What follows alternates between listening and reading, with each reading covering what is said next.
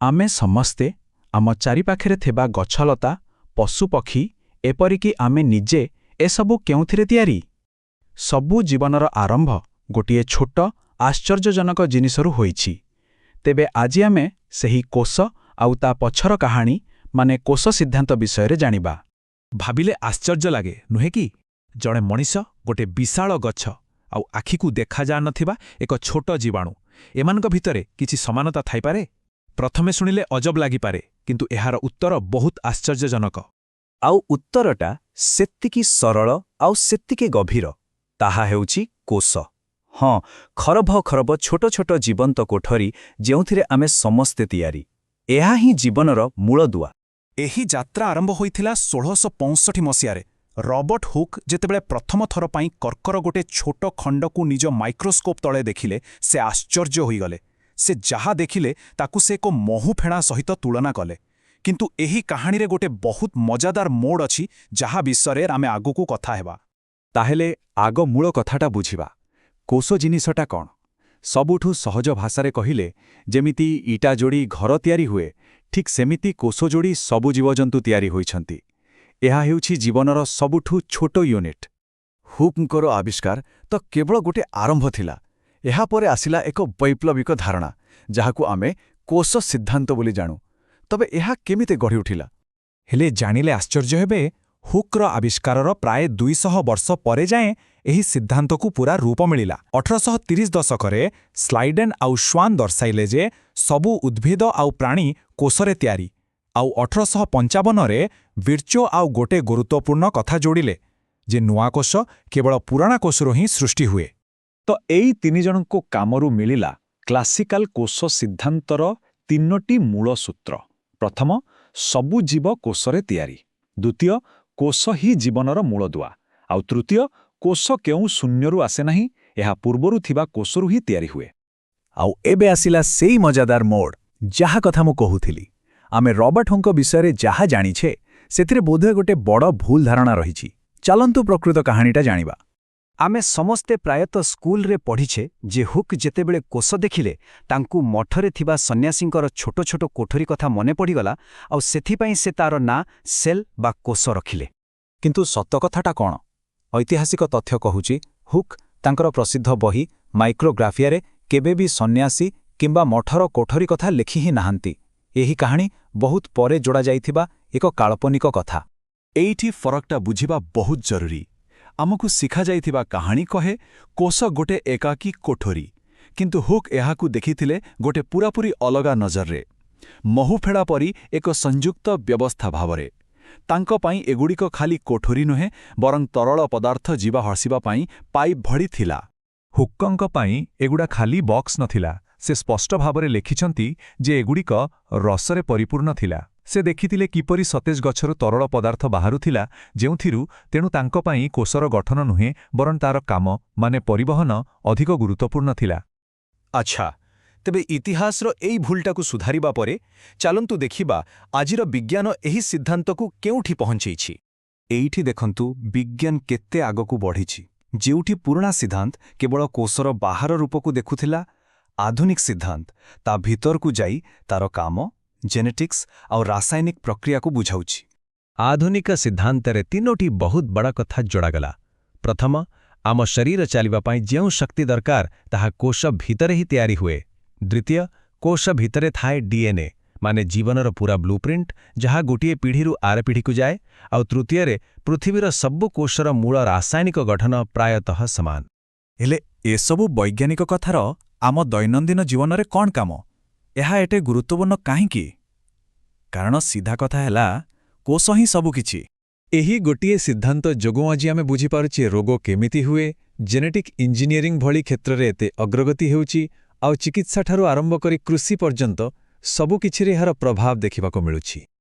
आउ विज्ञानर सबुठु सुंदर कथा हेउछि एहा कोनोसी नियमकु आखि बुझी मानि निये नाही।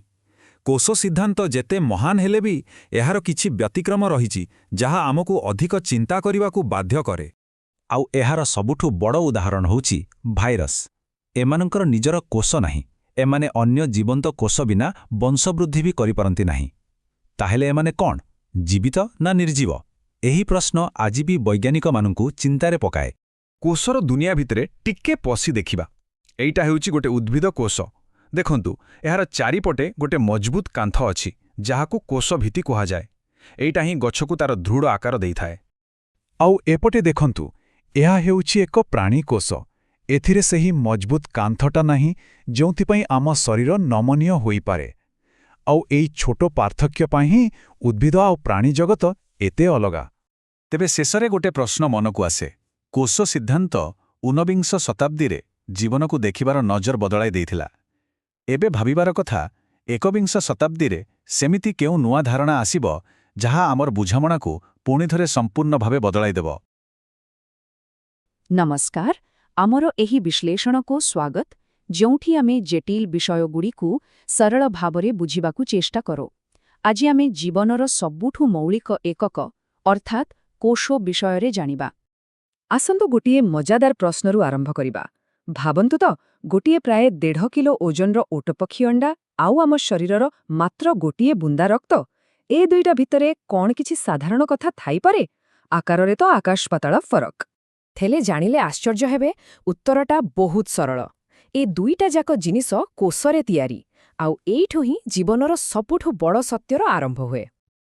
ତେବେ ଚାଲନ୍ତୁ ଜୀବନର ଏହି ମୂଳଦୁଆ ବା ନିର୍ମାଣ ଖଣ୍ଡ ବିଷୟରେ ଆହୁରି ଭଲ ଭାବରେ ବୁଝିବା। ତେବେ କୋଷ କ'ଣ? ଏହା ହେଉଛି ଜୀବନର ଗଠନମୂଳକ ଏବଂ କାର୍ଯ୍ୟକାରୀ ଏକକ। ସରଳ ଭାଷାରେ କହିଲେ, ଘର ତିଆରି ପାଇଁ ଯେମିତି ଇଟାର ଦରକାର, ଜୀବନ୍ତ ଶରୀର ତିଆରି ପାଇଁ ଠିକ୍ ସେମିତି କୋଷର ଦରକାର। ସମଗ୍ର ଜୀବବିଜ୍ଞାନ ଏହି ଗୋଟିଏ ଧାରଣା ଉପରେ ହିଁ ଠିଆ ହୋଇଛି। ଆଉ ଏହି କୋଷ ଜଗତରେ ବିବିଧତା କେତେ ଦେଖନ୍ତୁ। ଗୋଟେ ପଟେ ଓଟପକ୍ଷୀ ଅଣ୍ଡା, ଯାହାକି ଦୁନିଆର ସବୁଠୁ ବଡ଼ ଏକକ କୋଷ। ଆଉ ଅନ୍ୟପଟେ ଅଛି ଆମ ରକ୍ତର ଛୋଟିଆ ଲୋହିତ କଣିକା, ଯାହାକୁ ଦେଖିବାକୁ ଅଣୁବୀକ୍ଷଣ ଯନ୍ତ୍ର ଦରକାର। ଏ ପାର୍ଥକ୍ୟଟା ବାସ୍ତବରେ ଅବିଶ୍ୱସନୀୟ, ନୁହେଁ କି? କିନ୍ତୁ ଏତେ ସବୁ ବିବିଧତା ସତ୍ତ୍ୱେ ମଜା କଥା ହେଉଛି, ପୃଥିବୀର ସମସ୍ତ ଜୀବନ ମୁଖ୍ୟତଃ ଦୁଇଟି ମୌଳିକ ଡିଜାଇନ ବା ବ୍ଲୁପ୍ରିଣ୍ଟ ଉପରେ ଆଧାରିତ। ସେହି ଦୁଇଟି ଡିଜାଇନ ହେଲା ପ୍ରୋକ୍ୟାରିଓଟ ଏବଂ ୟୁକ୍ୟାରିଓଟ। ଏମାନଙ୍କ ଭିତରେ ସବୁଠୁ ବଡ଼ ପାର୍ଥକ୍ୟ କ'ଣ? ଦେଖନ୍ତୁ, ପ୍ରୋକ୍ୟାରିଓଟ୍ସରେ ଡିଏନ୍ଏ ବା ଜେନେଟିକ୍ ପଦାର୍ଥ ଖୋଲାରେ ପଡ଼ି ରହିଥାଏ, କିନ୍ତୁ ୟୁକ୍ୟାରିଓଟ୍ରେ ଏହା ଗୋଟିଏ ସୁରକ୍ଷିତ ଘର ଭିତରେ ଥାଏ, ଯାହାକୁ ଆମେ ନ୍ୟୁକ୍ଲିୟସ୍ ବା ନ୍ୟଷ୍ଟି ବୋଲି କହୁ। ପ୍ରୋକ୍ୟାରିଓଟ୍ଗୁଡ଼ିକ ହେଉଛନ୍ତି ପୃଥିବୀର ସବୁଠୁ ପୁରୁଣା ଆଉ ସରଳ ଜୀବ, ଯେମିତିକି ବ୍ୟାକ୍ଟେରିଆ। ଏମାନଙ୍କର ଗଠନ ବହୁତ ସାଧାରଣ ଧରଣର। ଆଉ ଅନ୍ୟପଟେ ୟୁକ୍ୟାରିଓଟ୍ଗୁଡ଼ିକ ହେଉଛନ୍ତି ବହୁତ ଜଟିଳ। ଆମ ଚାରିପାଖରେ ଆମେ ଯାହା ସବୁ ଦେଖୁଛେ, ଗଛ, ପଶୁପକ୍ଷୀ, ଏପରିକି ଆମ ନିଜ ଶରୀର ବି ଏହି ୟୁକ୍ୟାରିଓଟିକ୍ କୋଷରେ ହିଁ ତିଆରି।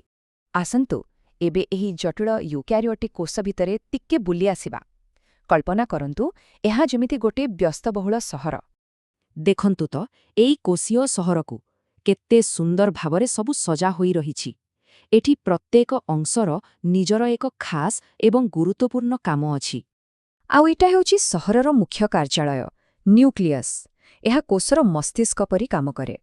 ସବୁ ଜେନେଟିକ୍ ବ୍ଲୁପ୍ରିଣ୍ଟ ବା ନକ୍ସା ଏଠି ହିଁ ଥାଏ, ଯାହା ପୁରା କୋଷକୁ ନିୟନ୍ତ୍ରଣ କରେ। ଏବଂ ଏଗୁଡ଼ିକ ହେଲା ସହରର ପାୱାର ପ୍ଲାଣ୍ଟ, ମାଇଟୋକଣ୍ଡ୍ରିଆ।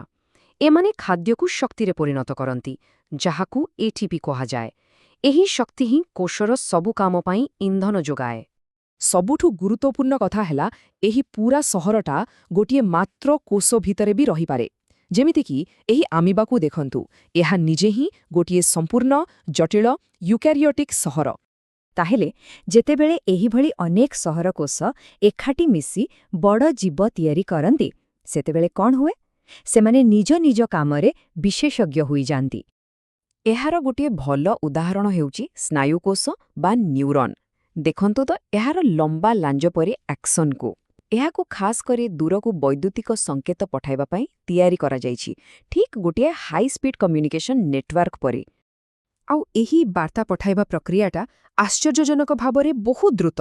ଗୋଟିଏ ବୈଦ୍ୟୁତିକ ସଂକେତ ଆକ୍ସନ୍ ଦେଇଯାଏ, ତାପରେ ରାସାୟନିକ ବାର୍ତ୍ତା ଛାଡ଼େ, ଆଉ ସାଙ୍ଗେ ସାଙ୍ଗେ ପରବର୍ତ୍ତୀ କୋଷକୁ ସୂଚନା ମିଳିଯାଏ। ଆମେ ଯାହା ଭାବୁ, ଯାହା କରୁ, ସବୁକିଛି ଏହିପରି ଆଖି ପିଛୁଳାକେ ଘଟିଯାଏ। ଆସନ୍ତୁ ଆଉ ଗୋଟିଏ ବିଶେଷ କୋଷକୁ ଦେଖିବା, ଯେଉଁଠି ତାର ଗଠନ ବା ଆକୃତି ହିଁ ସବୁକିଛି। ଲୋହିତ ରକ୍ତକଣିକା, ଏହାର ଏହି ଖାସ୍ ଚେପ୍ଟା ଡିସ୍କ ପରି ଆକୃତି କ'ଣ ଏମିତି ହୋଇଯାଇଛି? ନା, ବିଲକୁଲ ନୁହେଁ। ଏହା ପଛରେ ଗୋଟେ ବହୁତ ବଡ଼ ବୈଜ୍ଞାନିକ କାରଣ ଅଛି। ତେବେ ଏହି ଆକୃତିର ଲାଭ କ'ଣ? ପ୍ରଥମତଃ, ଏହା ଅଧିକ ଅମ୍ଳଜାନ ଧରି ରଖିବା ପାଇଁ ଅଧିକ ଜାଗା ଦିଏ। ଦ୍ୱିତୀୟରେ, ଏହା ଏତେ ନମନୀୟ ଯେ ଶରୀରର ସବୁଠୁ ସରୁ ରକ୍ତନଳୀ ଭିତରେ ବି ସହଜରେ ଗଳିଯାଏ। ଆଉ ତୃତୀୟରେ, ଏହାଦ୍ୱାରା ଅମ୍ଳଜାନର ଆଦାନ ପ୍ରଦାନ ବହୁତ ଶୀଘ୍ର ହୋଇପାରେ। ମାନେ ଶରୀରକୁ ଅମ୍ଳଜାନ ପହଞ୍ଚାଇବା ପାଇଁ ଏହା ଏକ ପରଫେକ୍ଟ ଡିଜାଇନ୍। ଆଉ ଏସବୁ ଆମକୁ ସେହି ମୂଳ କଥା ପାଖକୁ ଫେରାଇ ଆଣୁଛି। କୋଷ ହିଁ ଜୀବନର ମୂଳଦୁଆ। ତାର ଗଠନ ହିଁ ତାର କାମକୁ ନିର୍ଦ୍ଧାରଣ କରେ। ଜୀବବିଜ୍ଞାନର ସବୁ କାହାଣୀ ଏଇଠୁ ହିଁ ଆରମ୍ଭ ହୁଏ। ଗୋଟିଏ ଛୋଟ ବ୍ୟାକ୍ଟେରିଆ ଠାରୁ ଆରମ୍ଭ କରି ମଣିଷର ଚେତନା ସୃଷ୍ଟି କରୁଥିବା କୋଟି କୋଟି ସ୍ନାୟୁକୋଷ ପର୍ଯ୍ୟନ୍ତ ଜୀବନର ଏହି ବ୍ଲୁପ୍ରିଣ୍ଟକୁ ବୁଝିବା ଆମ ପାଇଁ ଅସୀମ ସମ୍ଭାବନାର ଦ୍ୱାର ଖୋଲିଦିଏ। ତେବେ ଭାବନ୍ତୁ, ଯଦି ଗଠନ ହିଁ କାର୍ଯ୍ୟକୁ ନିର୍ଦ୍ଧାରଣ କରେ, ତେବେ ଭବିଷ୍ୟତରେ ଆମେ ଏହି କୋଷକୁ ନେଇ ଆଉ କ'ଣ ସବୁ ଗଢ଼ିପାରିବା? ନମସ୍କାର, ଚାଲନ୍ତୁ ଆଜି ଜୀବନର ସବୁଠୁ ମୂଳଦୁଆ ଭିତରକୁ ଏକ ଚମତ୍କାର ଯାତ୍ରା ଆରମ୍ଭ କରିବା। ଆମେ ଯାଉଛେ ସିଧା ଗୋଟିଏ କୋଷ ଭିତରକୁ। କେବେ ଭାବିଛନ୍ତି ଆମ ଶରୀରଟା ଯଦି ଲକ୍ଷ ଲକ୍ଷ କୋଟି ଛୋଟ ଛୋଟ ବ୍ୟସ୍ତବହୁଳ ସହରକୁ ନେଇ ତିଆରି ହୋଇଥାନ୍ତା? ହଁ, ଆଜି ଆମେ କୋଷକୁ ଠିକ୍ ସେହି ବୋଲି ଏକ ସହର ଭାବରେ ଦେଖିବା ଆଉ ତା ଭିତରେ ଥିବା ସବୁ ରହସ୍ୟକୁ ବୁଝିବାକୁ ଚେଷ୍ଟା କରିବା। ତେବେ ପ୍ରଶ୍ନ ଆସୁଛି, ଏ କୋଷ ଜିନିଷଟା କ'ଣ? ଦେଖନ୍ତୁ, ସରଳ ଭାଷାରେ କହିଲେ ଏହା ହେଉଛି ଜୀବନର ସବୁଠାରୁ ଛୋଟ ଇଟା। ମାନେ ଗୋଟେ ଛୋଟିଆ ଆମୋବାଠୁ ଆରମ୍ଭ କରି ଆମ ଭଳି ଜଟିଳ ମଣିଷ ପର୍ଯ୍ୟନ୍ତ ସବୁକିଛି ଏହି କୋଷକୁ ନେଇ ହିଁ ତିଆରି। ଜୀବବିଜ୍ଞାନର ପୂରା ମୂଳଦୁଆଟା ଏହି କୋଷ ତତ୍ତ୍ୱ ଉପରେ ହିଁ ଠିଆ ହୋଇଛି। ଏହାର ତିନୋଟି ବହୁତ ସରଳ କିନ୍ତୁ ଶକ୍ତିଶାଳୀ ନିୟମ ଅଛି। ପ୍ରଥମ, ସବୁ ଜୀବନ୍ତ ପ୍ରାଣୀ କୋଷରେ ତିଆରି। ଦ୍ୱିତୀୟ, କୋଷ ହିଁ ଜୀବନର ମୂଳ ଏକକ। ଆଉ ତୃତୀୟ, ସବୁ ନୂଆ କୋଷ ପୁରୁଣା କୋଷରୁ ହିଁ ସୃଷ୍ଟି ହୁଅନ୍ତି।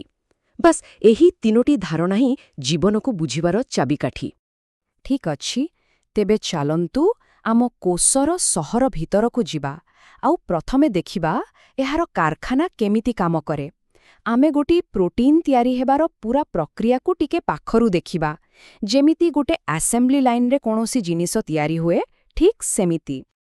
ତେବେ ଗୋଟିଏ ପ୍ରୋଟିନ୍ ତିଆରି ହେବା ପାଇଁ ଏକ ଲମ୍ବା ଯାତ୍ରା କରିଥାଏ। ଆମର ଏହି ଯାତ୍ରା ଆରମ୍ଭ ହେବ ସହରର କମାଣ୍ଡ ସେଣ୍ଟର ମାନେ ନ୍ୟୁକ୍ଲିୟସ୍ରୁ, ଆଉ ଶେଷ ହେବ ପରିବହନ କେନ୍ଦ୍ର, ଯାହାକୁ ଆମେ ଗଲ୍ଗି ଆପେରେଟସ୍ କହିବା, ସେଠାରେ। ତେବେ ସବୁକିଛି ଆରମ୍ଭ ହୁଏ ନ୍ୟୁକ୍ଲିୟସ୍ରୁ, ଯାହାକୁ କୋଷର ମସ୍ତିଷ୍କ କହିଲେ ବି ଭୁଲ ହେବନି। ଏଇଠି ହିଁ ଥାଏ ଡିଏନ୍ଏ, ମାନେ ସବୁ ନିର୍ଦ୍ଦେଶର ବ୍ଲୁପ୍ରିଣ୍ଟ। ଯେତେବେଳେ କୌଣସି ପ୍ରୋଟିନ୍ ତିଆରି କରିବାର ଥାଏ, ଡିଏନ୍ଏର ଏକ ଅଂଶକୁ ମେସେଞ୍ଜର ଆର୍ଏନ୍ଏ ବା ଏମ୍ଆର୍ଏନ୍ଏରେ କପି କରାଯାଏ, ଯାହା ଗୋଟେ ବାର୍ତ୍ତା ବା ମେସେଜ ପରି କାମ କରେ। ଏବେ ସେ ଏମ୍ଆର୍ଏନ୍ଏ ବାର୍ତ୍ତାଟା ନ୍ୟୁକ୍ଲିୟସ୍ରୁ ବାହାରି ସିଧା ପହଞ୍ଚେ ରାଇବୋଜୋମ୍ ପାଖରେ। ରାଇବୋଜୋମ୍ ହେଉଛି ଆମର ପ୍ରକୃତ କାରଖାନା।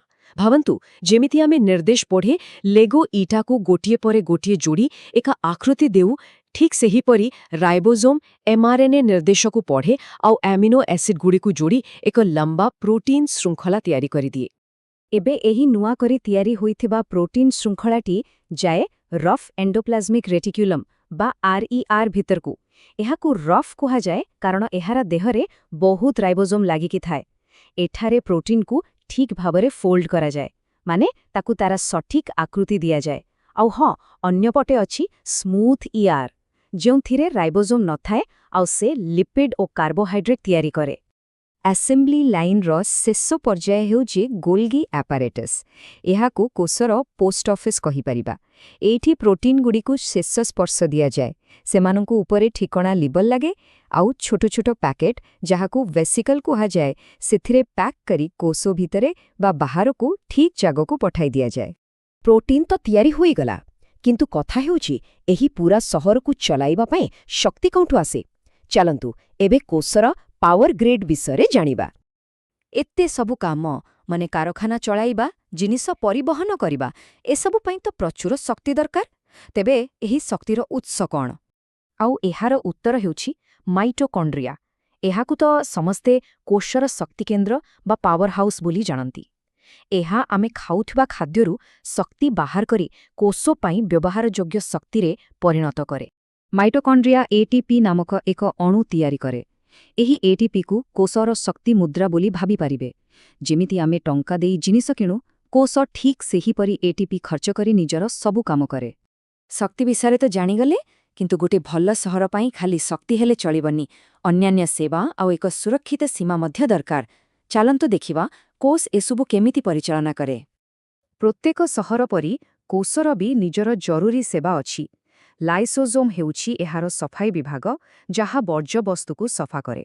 ଭ୍ୟାକ୍ୟୁଲ୍ୟୁଲ୍ ଗୋଦାମ ଘର ପରି ଜିନିଷ ସାଇତି ରଖେ, ଆଉ ସାଇଟୋସ୍କେଲିଟନ୍ କୋଷକୁ ତାର ଆକୃତି ଦେବା ସହିତ ଏକ ରାଜପଥ ନେଟୱାର୍କ ଭଳି କାମ କରେ।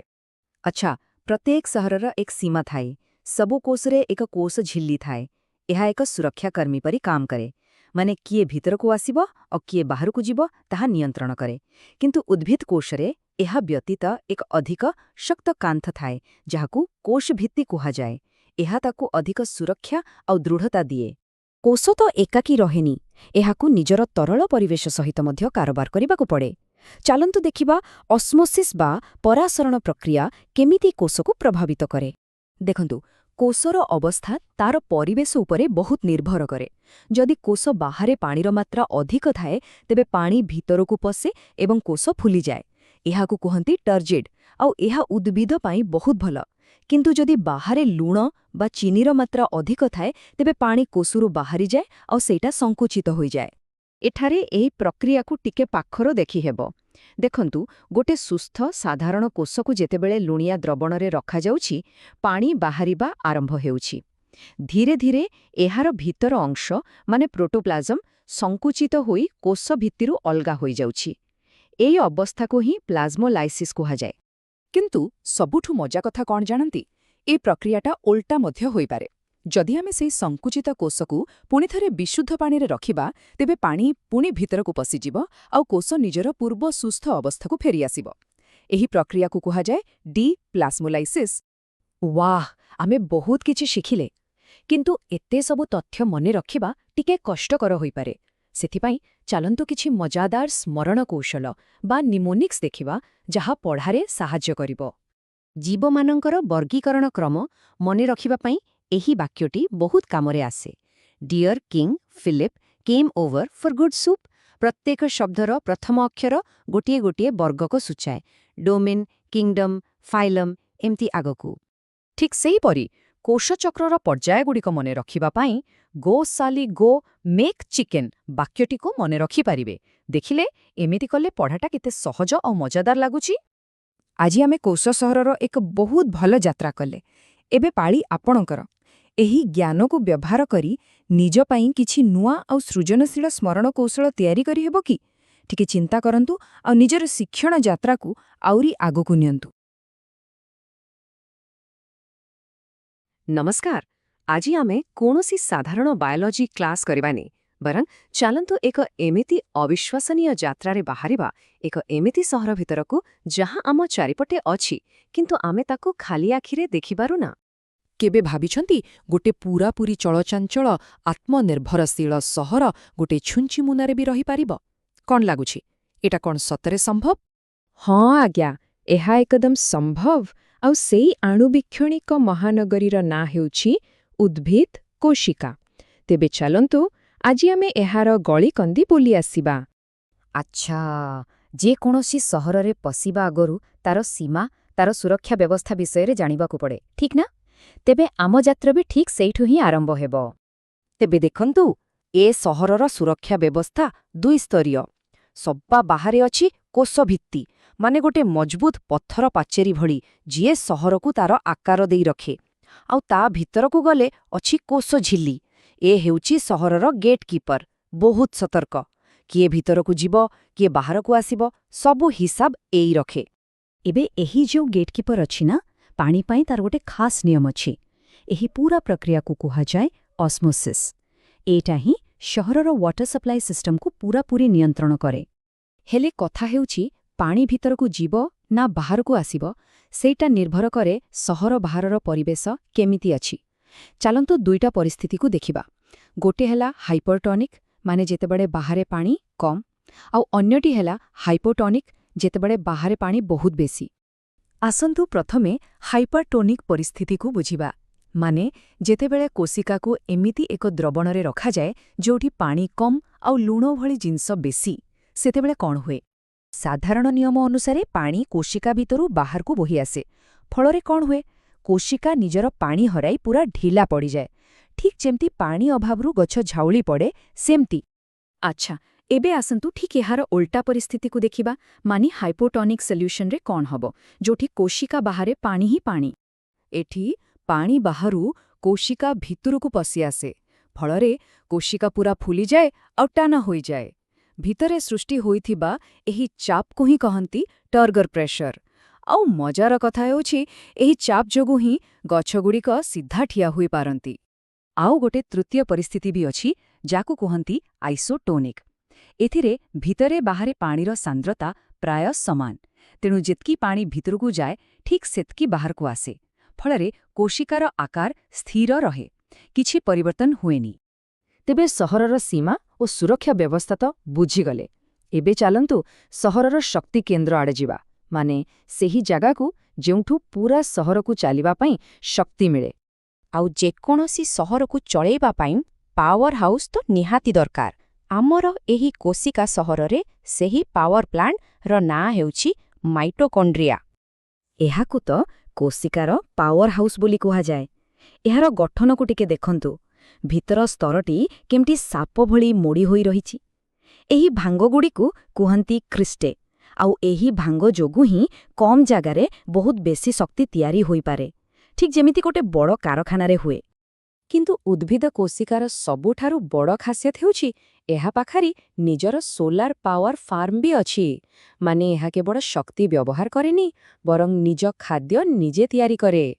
ଏହି ସୋଲାର ଫାର୍ମଗୁଡ଼ିକୁ କୁହାଯାଏ କ୍ଲୋରୋପ୍ଲାଷ୍ଟ।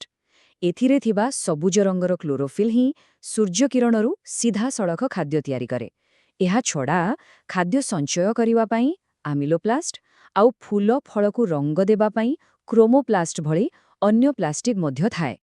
ତେବେ ସହର ପାଇଁ ଶକ୍ତି ଆଉ ଖାଦ୍ୟର ବ୍ୟବସ୍ଥା ତ ହୋଇଗଲା, କିନ୍ତୁ ଗୋଟେ ସହରକୁ ସୁରୁଖୁରୁରେ ଚଲାଇବା ପାଇଁ ଆହୁରି ଅନେକ ସେବା ଦରକାର। ଚାଲନ୍ତୁ ଏବେ ସେ ସବୁ ବିଷୟରେ ଜାଣିବା। ଏହି ସହରର କିଛି ମୁଖ୍ୟ ସେବାଗୁଡ଼ିକୁ ଦେଖିଲେ ସବୁଠୁ ଆଗରେ ଆସିବ ଭାକ୍ୟୁଲ୍, ଯାହା ଗୋଟେ ବିରାଟ ପାଣି ଟାଙ୍କି ଭଳି କାମ କରେ। ତାପରେ ଅଛନ୍ତି ଛୋଟ ଛୋଟ ରାଇବୋଜୋମ୍, ଏମାନେ ହେଲେ ପ୍ରୋଟିନ୍ ତିଆରି କରୁଥିବା କାରଖାନା। ଆଉ ଅଛି ଗଲ୍ଗି ଆପେରେଟସ୍, ଯାହାକୁ ଆମେ ସହରର ପୋଷ୍ଟ ଅଫିସ୍ କହିପାରିବା, କାରଣ ଏହା ପ୍ୟାକିଂ ଆଉ ଡେଲିଭରି କାମ କରେ। ଆଉ ଶେଷରେ ଲାଇସୋଜୋମ୍, ଯିଏ ସହରର ସଫାଇ କର୍ମଚାରୀ, ମାନେ ସବୁ ବର୍ଜ୍ୟବସ୍ତୁକୁ ନଷ୍ଟ କରିଦିଏ। ଏତେ ସବୁ ଅଂଶର ନା, ଏତେ ସବୁ କାମ ମନେ ରଖିବା ଟିକେ କଷ୍ଟ ହୋଇପାରେ, ନୁହେଁ କି? କିନ୍ତୁ ଚିନ୍ତା କରନ୍ତୁନି, ପ୍ରତ୍ୟେକ ଭଲ ପର୍ଯ୍ୟଟକ ପାଇଁ ଗୋଟେ ମ୍ୟାପ୍ ଥାଏ, ଆଉ ଆମ ପାଖରେ ବି ଗୋଟେ ଉପାୟ ଅଛି। ତେବେ ପ୍ରଶ୍ନ ଉଠୁଛି, ଏହି ସହରର ଏତେଗୁଡ଼ିଏ ଦର୍ଶନୀୟ ସ୍ଥାନ ବୁଲିବା ପରେ ସେଗୁଡ଼ିକୁ ମନେ ରଖିବାର କୌଣସି ସହଜ ଉପାୟ ଅଛି କି? ହଁ, ନିଶ୍ଚୟ ଅଛି। ଏଥିପାଇଁ ଏକ ସରଳ ଉପାୟ ହେଉଛି ନିମୋନିକ୍ସ ବା ସ୍ମରଣ ସୂତ୍ର। ଏଗୁଡ଼ିକ ହେଉଛି ମଜାଦାର ବାକ୍ୟ, ଯେଉଁଠି ପ୍ରତିଟି ଶବ୍ଦ କୋଶିକାର ଗୋଟିଏ ଗୋଟିଏ ଅଙ୍ଗ ବିଷୟରେ ମନେ ପକାଇଦିଏ। ଉଦାହରଣ ସ୍ୱରୂପ, ଏହି ସ୍ଲାଇଡ୍ରେ ଥିବା ତାଲିକା ଭଳି ଜଟିଳ ତଥ୍ୟକୁ ମନେ ରଖିବା ପାଇଁ ଏକ ସରଳ ବାକ୍ୟ ବ୍ୟବହାର କରାଯାଇପାରେ। ଆଉ ଏବେ ଆମେ ଆମ ଯାତ୍ରାର ଶେଷ ପର୍ଯ୍ୟାୟରେ ପହଞ୍ଚିଛୁ। ଆସନ୍ତୁ ଦେଖିବା ଏହିସବୁ ଅଲଗା ଅଲଗା ଅଂଶ ମିଶି କେମିତି ଏକ ଜୀବନ୍ତ, ଗତିଶୀଳ ମହାନଗରୀ ତିଆରି କରନ୍ତି। ତେଣୁ ଆମର ଏହି ଯାତ୍ରାରୁ ଏହା ସ୍ପଷ୍ଟ ଯେ ଉଦ୍ଭିଦ କୋଶିକା କେବଳ କିଛି ଅଙ୍ଗ ପ୍ରତ୍ୟଙ୍ଗର ଏକାଠି ହେବା ନୁହେଁ, ଏହା ପ୍ରକୃତରେ ଏକ ଜୀବନ୍ତ ସହର, ଯେଉଁଠି ପାଚେରିଠାରୁ ଆରମ୍ଭ କରି ପାୱାର ପ୍ଲାଣ୍ଟ ପର୍ଯ୍ୟନ୍ତ ସବୁକିଛି ପରସ୍ପର ସହ ମିଶି ଏକ ସମ୍ପୂର୍ଣ୍ଣ ବ୍ୟବସ୍ଥା ଭିତରେ କାମ କରନ୍ତି। ଆମର ଏହି ଆଲୋଚନାକୁ ଶେଷ କରିବା ଆଗରୁ ଗୋଟିଏ ପ୍ରଶ୍ନ ସହ ଛାଡ଼ିଯାଉଛି। ଯଦି ଗୋଟିଏ ମାତ୍ର ଉଦ୍ଭିଦ କୋଶିକା ଏତେ ଜଟିଳ ଆଉ ସୁସଂଗଠିତ ହୋଇପାରେ, ତେବେ କୋଟି କୋଟି କୋଶିକାରେ ତିଆରି ଆମେ ନିଜେ କେତେ ଜଟିଳ ହୋଇଥିବା? ଟିକେ ଭାବିବେ।